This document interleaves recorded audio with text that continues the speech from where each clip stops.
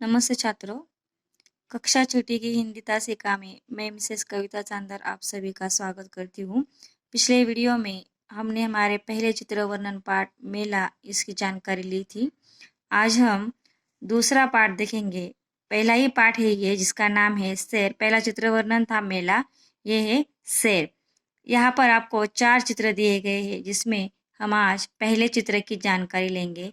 सबसे पहले ये जानना आवश्यक है कि सैर किसे कहते हैं। सैर का मतलब है सफ़र या फिर घूमना फिरना। छात्रों, आपको पता है कि पुराने ज़माने में घूमने फिरने के लिए अलग अलग साधनों का प्रयोग किया जाता था, जैसे कि बैलगाड़ी। ऐसे साधनों का उस समय प्रयोग होता था, लेकिन जैसे जैसे विज्ञान ने तरक्की की, वैसे वैसे सैर के या सफ़र के अलग अलग साधनों का विकास हुआ। आज हम सैर के लिए अलग अलग साधनों का विकास उपयोग करते हैं। आने जाने के लिए जिन साधनों का प्रयोग किया जाता है उन्हें आवागमन के साधन कहते हैं। तो आवागमन के साधन कौन कौन से या फिर आवागमन के मार्ग कौन कौन से। आने जाने के लिए जिन मार्गों का प्रयोग हम करते हैं उनमें पहला मार्ग है जल मार्ग, दूसरा मार्ग है थल मार्ग, तीसरा मार्ग है वायु मार्ग और चौथा मार्ग है रेल मार्ग। इन 4 मार्गों का हम आवागमन के लिए उपयोग करते हैं। उसमें हम पहले मार्ग की जानकारी लेने वाले हैं, जो है थल मार्ग, मतलब जमीन पर चलने वाले साधन, जैसे कि ऑटो है, रिक्शा है, ट्रक है, बस है। इन साधनों का हम थल मार्ग से आने जाने के लिए प्रयोग करते हैं। तो ये जो चित्र हमें नज़र आ रहा है, ये जो चित्र हम देख रहे हैं, ये चित्र बस स्थानक का है, जिसे हम इंग्लिश में बस स्टैंड कहते हैं।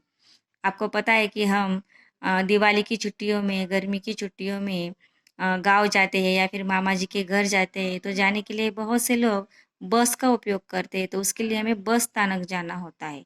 ये चित्र बस स्थानक का है।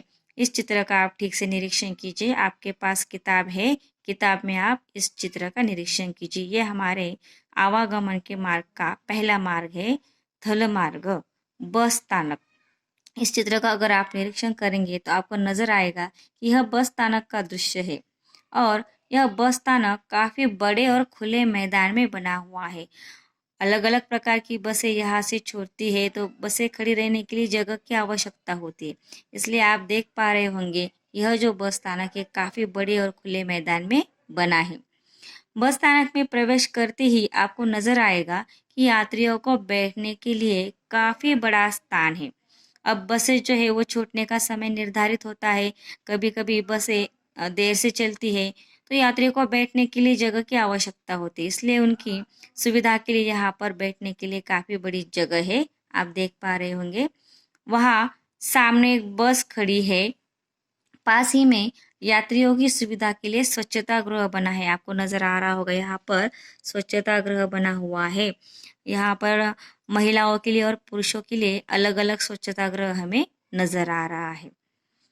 स्वच्छता गृह के बाद आपको नजर आ रहा होगा कि उसी जगह पे एक और पानी पीने की सुविधा है।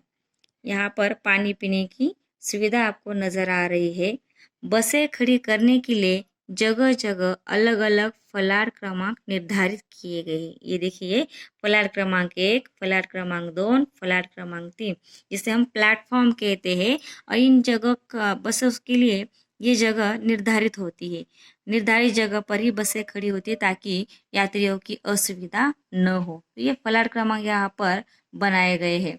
वही आपको नजर आ रहा होगा कि 2 बसें खड़ी है। एक बस की छत पर आपको सामान नजर आ रहा होगा, वहां पर सामान रख दिया गया है। यात्री बस में चढ़ रही है। बस फलाट पर लगी हुई है, तो कुछ यात्री जो है वो बस में चढ़ रहे हैं। आगे देखिए, बस पर एक सूचना अंकित है। एक सूचना लिखी गई है, राष्ट्रीय संपत्ति हमारी संपत्ति। राष्ट्रीय संपत्ति मतलब राष्ट्र की संपत्ति।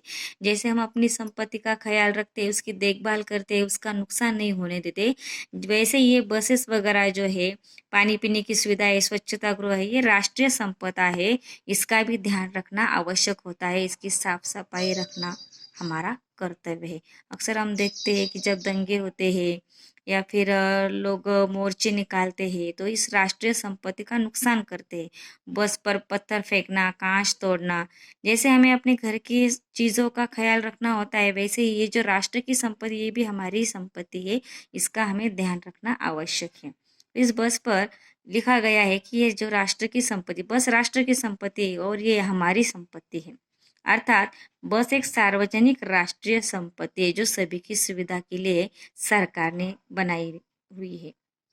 उसे किसी भी प्रकार का नुकसान नहीं पहुंचाना चाहिए। आगे आप अगर अच्छे से निरीक्षण करेंगे तो आपको नजर आएगा कि कई यात्री अपने अपने सामान के साथ इधर उधर आ जा रहे हैं।